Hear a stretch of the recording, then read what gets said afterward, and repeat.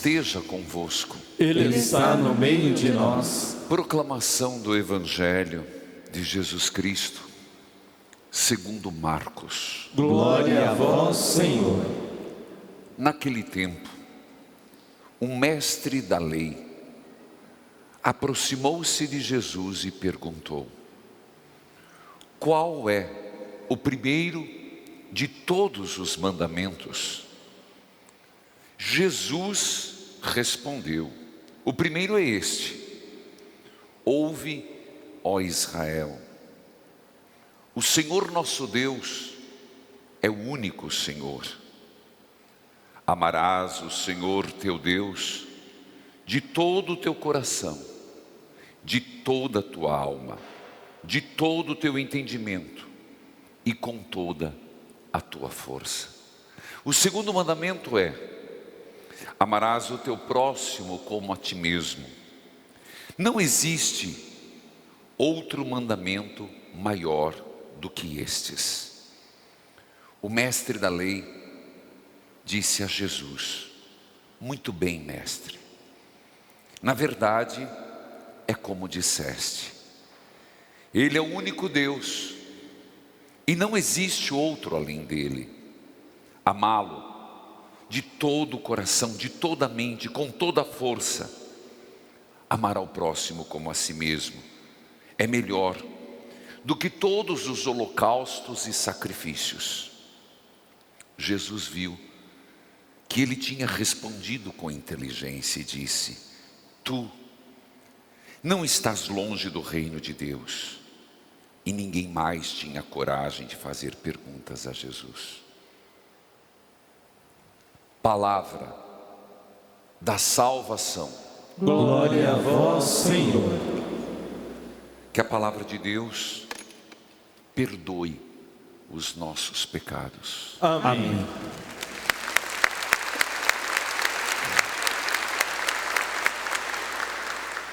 Querido povo de Deus, neste santuário dedicado a Nossa Senhora de Guadalupe, e que tem nosso Senhor Jesus Cristo nas suas santas chagas, dolorosas e gloriosas. Querido povo de Deus aqui presente, e povo de Deus que nos acompanha por este Brasil imenso e pelas redes sociais por todo o mundo. Hoje, a liturgia se resume numa palavra: amor. Amar. E é sobre isso que vamos nos debruçar, porque esta é a mensagem que o Senhor nos traz.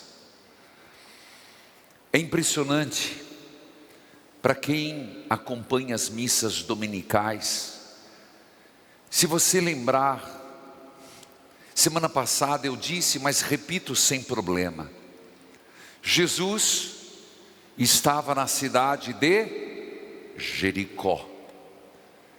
E depois de uma pausa sobre temas, ele decide caminhar para Jerusalém. Faltavam 30 quilômetros. O evangelho de hoje está na circunstância em que Jesus já está em Jerusalém há 3 dias. Não diz o evangelho, mas nós sabemos, uma leitura antes. E lá em Jerusalém, ele já tinha feito algo que no mínimo provocou ira. Um pouco antes do evangelho agora, ele tinha expulsado os vendilhões do templo. E a partir dessa atitude, eles estavam cercando Jesus. Para quê? Para achar uma palavra para acusá-lo, ou do ponto de vista religioso, ou do ponto de vista político, social. Ou era pela religião, ou era contra César. Acabou sendo os dois. As acusações falsas contra Jesus.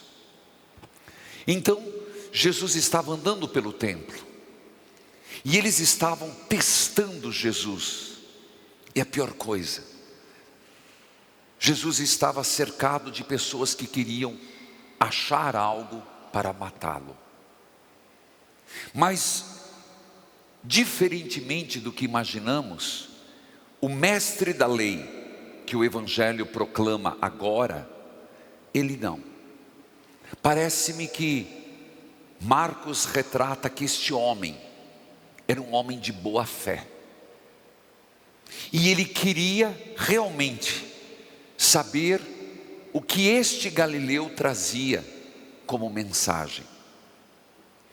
Quando ele pergunta, o mestre da lei, esse é o contexto. Ele pergunta a Jesus, qual é o primeiro de todos os mandamentos?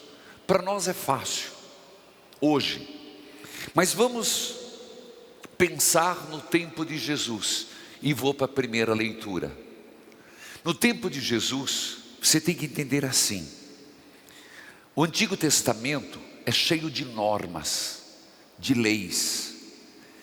E os escribas, aqueles que entendem a lei na sua peculiaridade, os detalhes da lei, eles conseguiram achar 613 leis, 365 negativas do que não podia fazer. Bom, uma para cada dia do ano. E as outras positivas, mas era muita lei.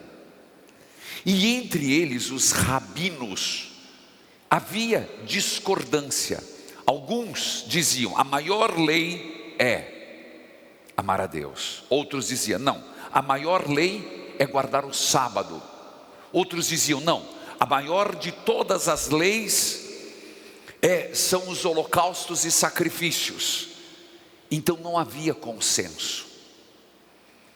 Por isso, quando esse mestre da lei pergunta a Jesus, é porque era um assunto que não estava resolvido.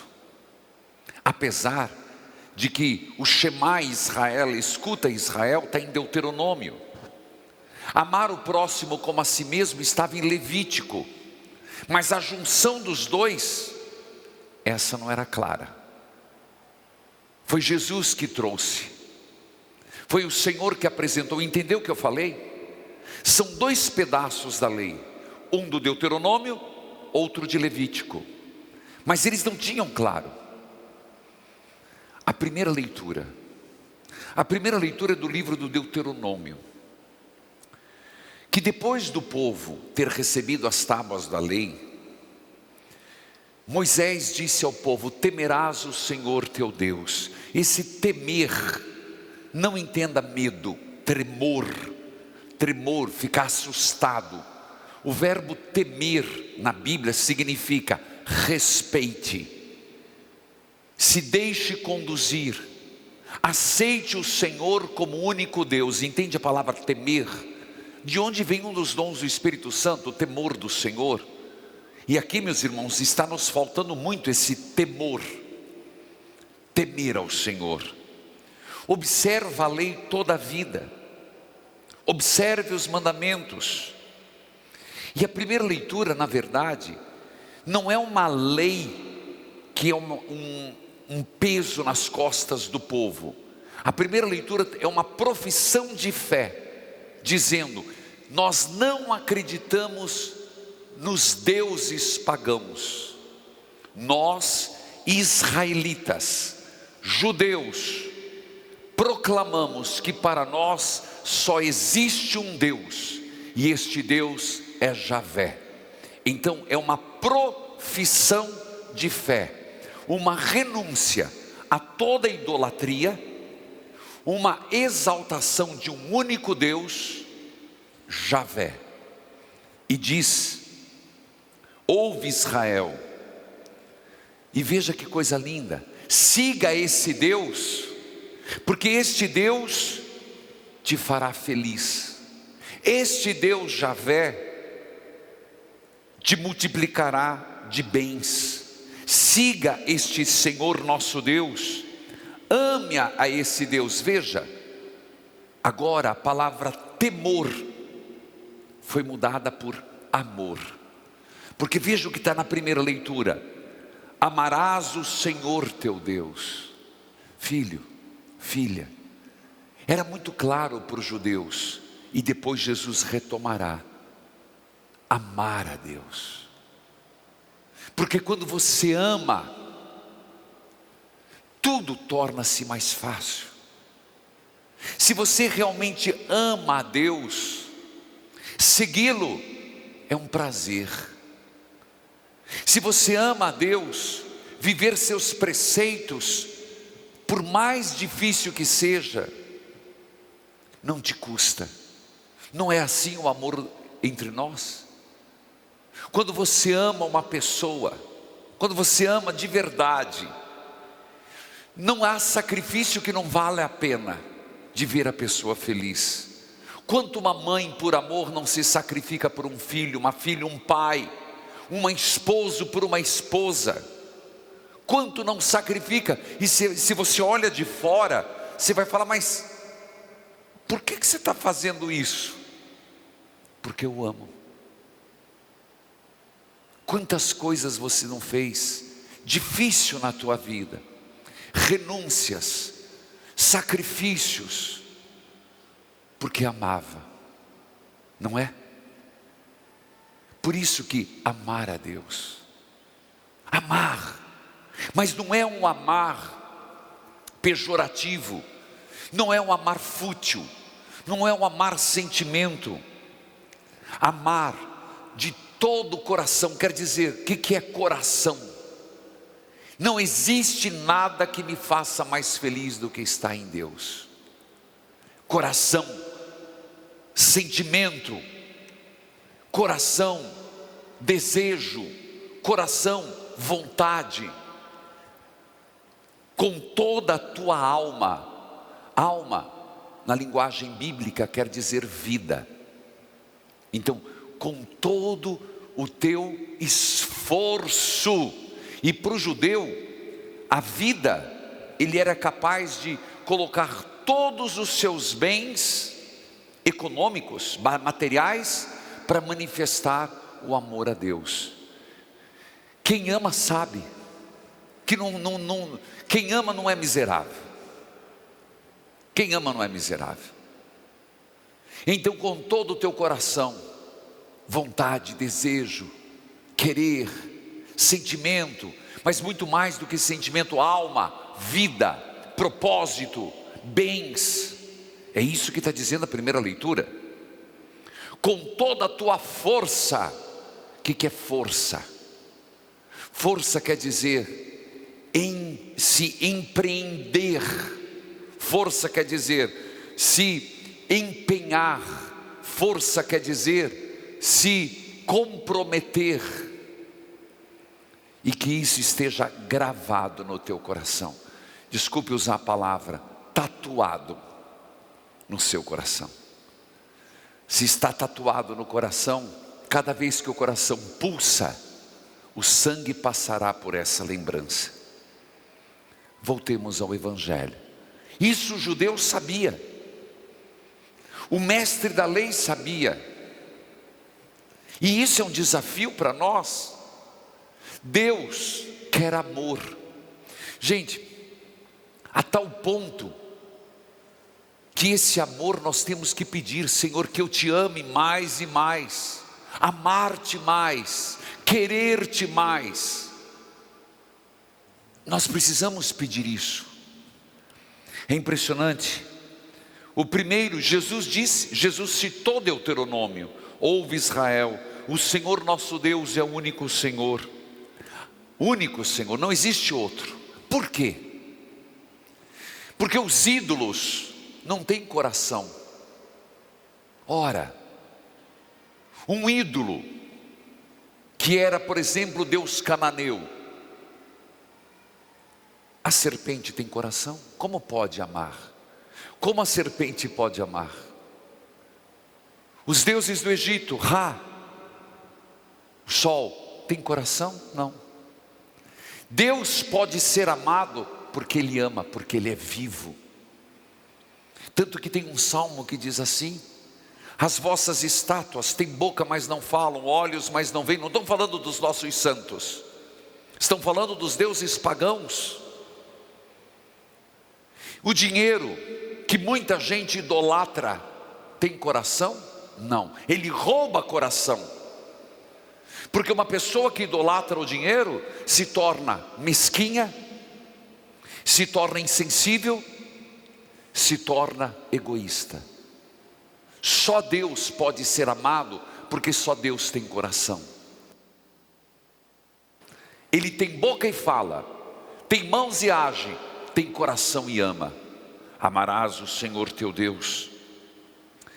Amarás, e Jesus diz, o segundo mandamento é impressionante que só Marcos traz isso. Os outros evangelistas não colocam o segundo, eles colocam juntos. E depois haverá um crescimento, explico depois. Amarás o teu próximo como a ti mesmo. Veja, Marcos faz assim, Lucas, Mateus e João o evangelista, e depois Paulo o apóstolo, chega a nem citar o amor a Deus. Ele diz, ame o teu próximo como a ti mesmo. Aí você pode dizer assim, mas eu posso amar o ser humano e não amar a Deus? Impossível, impossível, não existe esse erro. Quando nós amamos o próximo, naturalmente amamos quem criou o próximo, Deus. Na matéria do amor ao próximo não há erro. Amar o próximo. Então, Padre, o senhor está me dizendo que a nossa religião é amar? Sim. Nisso sereis conhecidos no amor. Se você pegar Gálatas, Romanos, eles vão enfatizar isso. A nossa religião é do amor. Eles amaram o próximo, eles até conseguiam, essa lei é do Levítico, amar o próximo que fosse patrício, ou no máximo um estrangeiro que viesse morar dentro de casa. O princípio da hospitalidade de um oriental é impressionante. Pode ser um estrangeiro, está dentro de casa, eles eram obrigados a amar como a si mesmo, mas só isso.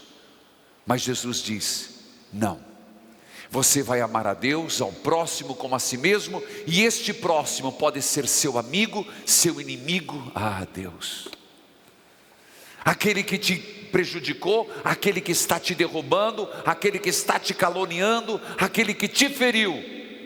Aí está a essência do amor, amar.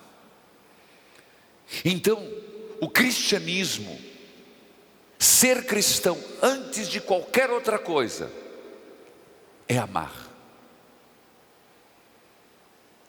Amar a Deus.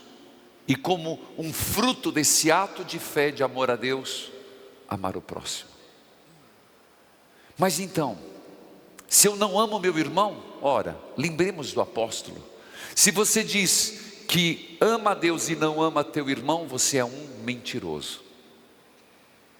Mas é difícil amar o próximo? É. Mas é um mandamento. É a nossa essência. É a nossa identidade. Por isso, é que a segunda leitura vem reforçar isso. Que o amor de Jesus é tanto e de tal forma que morreu na cruz para nos salvar. Amor. Por que Jesus morreu na cruz? Amor. Porque aceitou ser humilhado. Aceitar humilhação é uma coisa muito difícil, meus irmãos. Aceitar ser humilhado e amar quem nos humilha é algo muito complicado. Ninguém gosta de ser humilhado. E a nossa, parece que está na nossa carne, quando a gente é humilhado, a gente dá um truco. Mas ele foi humilhado e como servo sofredor, aceitou morrer como condenado. Não sei se a gente entende o que quer dizer aceitar morrer como um condenado. É a pior coisa para uma pessoa. Até quando se levanta suspeita, você espera na verdade. E é impressionante que na cruz, a identidade do Cristo não apareceu como verdade. Foi na ressurreição. Não esqueça, se és o Filho de Deus, levanta daí e nós vamos acreditar. Era só sair da cruz. Mas Ele morreu humilhado, por amor. A palavra amor, você e eu experimentamos na nossa vida pequenos flashes de amor. O que é amar, o que é ser amado. Mas Deus nos ama profundamente. O mundo precisa lembrar desse amor. O mundo precisa voltar a amar. Deus não quer que tenhamos medo dele. Deus quer que o amemos. O outro para nós é o sujeito do nosso amor. Então o outro é a escada da minha salvação. Quanto mais eu amar meu irmão, mais perto de Deus eu vou. Talvez tenhamos que nos desarmar. Talvez tenhamos que jogar nossas pedras, nossos preconceitos. Não é fácil. Jogar fora nossos prejuízos. A gente se desarmar diante do outro e oferecer o amor. Aí talvez a gente entenda o que Jesus disse: se alguém te bater numa face, ofereça outra. Se alguém te caluniar, reze por ele. Talvez aí a gente entenda. Nosso Senhor que lavou os pés daquele que iria o trair. Ele sabia quem ia traí-lo, mas lavou e beijou os pés. Amar. Quero ainda dizer mais uma palavra, e se eu não conseguir, eu prego depois, sempre no domingo, a missa das 11 e das 18. Que se nós conseguíssemos amar, vale mais do que muitas horas de oração. Não que a oração não seja importante, por favor. Vocês sabem que eu jamais diria isso. E a oração para nós é tudo. Mas a oração é um estado unitivo com Deus, de diálogo. Estar na presença de Deus, comungar Deus, como é importante. Mas é para dilatar para amar. É rezar para amar. É cantar hinos para amar. É ir à missa para amar. É comungar Jesus para amar. Aí ganha todo o sentido. E por fim, uma palavra, porque na terça-feira é dia de finados. Na segunda, todos nós e eu também sempre celebro no meu coração, na missa não que não pode, dia de Todos os Santos. É transposta para o outro domingo, domingo que vem, de segunda para domingo, porque é para a maior celebração do povo de Deus.